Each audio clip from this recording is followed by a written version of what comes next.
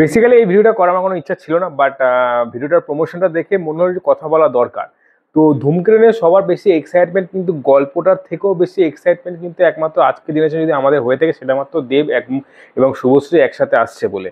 তো দেব শুভশ্রী একসাথে আসা নিয়ে যতটা আমাদের এক্সাইটমেন্ট রয়েছে, তার থেকে বেশি একটা দুঃখজনক ব্যাপার এই মাত্র হয়ে গেল আজকের দিনে।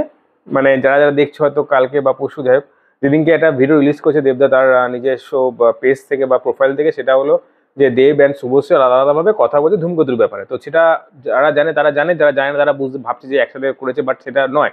তারা আলাদা আলাদা করে ভিডিওটা করেছে, এবার তারা আলাদা আলাদাভাবে প্রমোশনটা করছে। এবার আমার প্রশ্ন হলো যে এত বছর কেটে গেছে, শুভশ্রী নিজের মতো করে এগিয়ে গেছে, দেবদাও নিজের মতো করে এগিয়ে গেছে, বাট তাদের মধ্যে এতটা কি এখনো জিনিস যে তারা একসাথে আসতে পারছে না। আই থিঙ্ক ধূমকেতু সিনেমাটা আজ থেকে প্রায় 12 বছর, তাদের কথা মতো 12 বছরের প্রায় অপেক্ষার অবসান হলো। 12 বছর পর সিনেমা রিলিজ করছে, খুব ভালো কথা।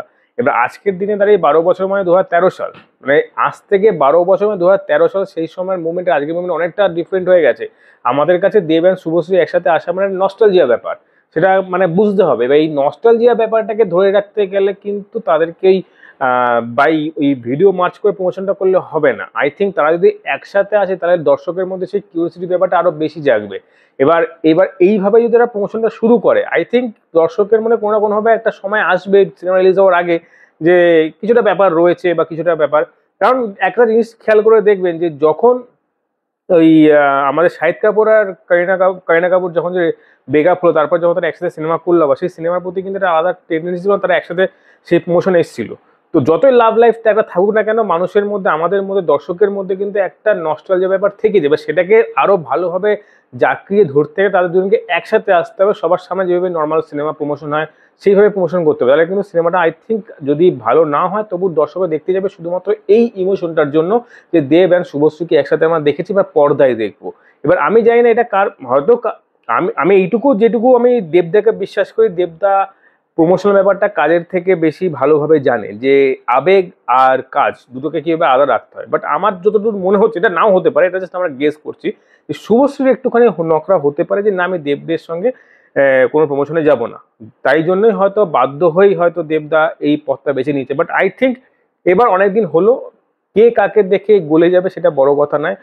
সিনেমা যখন রিলিজ হচ্ছে, সিনেমার দিকে তাকিয়ে সিনেমাটা ভালো ব্যবসা করবে, দর্শকদের দিকে তাকিয়ে দর্শকদের যাতে আরো বেশি ইন্টারেস্ট হয়, সেই জন্য কিন্তু তাদের দুজনকে একসাথে আসা উচিত। তবে এই ভিডিওর মাধ্যমে না, যেভাবে নর্মাল সিনেমা প্রমোশন হয়, সবাই মানে কোনো কলেজে বা কোনো ফেস্টে গিয়ে যেভাবে প্রমোশন হয় সেই প্রমোশনটা করা উচিত। কারণ একবার যদি এই প্রমোশনটা এইভাবে আসে না, এই সিনেমার ক্রেজ কিন্তু এখন যা হয় তার ডবল হয়ে যাবে, এটা কনফার্ম। কারণ দেব অ্যান্ড শুভশ্রীকে দেখা হয়নি প্রায় বহু বছর হয়ে গেল একসাথে। এবার সেই জায়গাটা যদি তারা যদি প্রমোশন হিসেবে ধরে নেয় এবং তারা যদি একসাথে আসে, তা হয়তো এরকম হতে পারে। আই থিঙ্ক এটাও হতে পারে, আমি এটা বললাম যে শুভশ্রী গাঙ্গুলির দোষ বা দেবদার কোনো প্রবলেম, বাট এটাও হতে পারে একটা, যে দুজনে এইটুকু জানে যে তারা যখন কোনো প্রমোশনে যাবে, একটা ফেস তাকে করতে হবে, অনেক কোশ্চেন তাকে হয়তো ফেস করতে হতে পারে, যেগুলো আনএক্সপেক্টেড। হয়তো সিনেমার বাইরে তাদের লাইফ নিয়ে হয়তো কোনো প্রশ্ন কেউ করে ফেলতে পারে, সেগুলো অ্যান্সার কিভাবে দেবে, মেবি সেই কারণেও তারা হয়তো একসাথে আসতে পারছে না। বাট হ্যাঁ, এই দিকটা চিন্তা করলে যদি তারা একসাথে না আসে হয়তো জাজেবল। বাট আমার মনে হয় একসাথে আসার পর হয়তো তারা যারা যারা ইন্টারভিউতে আসবে তাদের কাছে বলে দেওয়া উচিত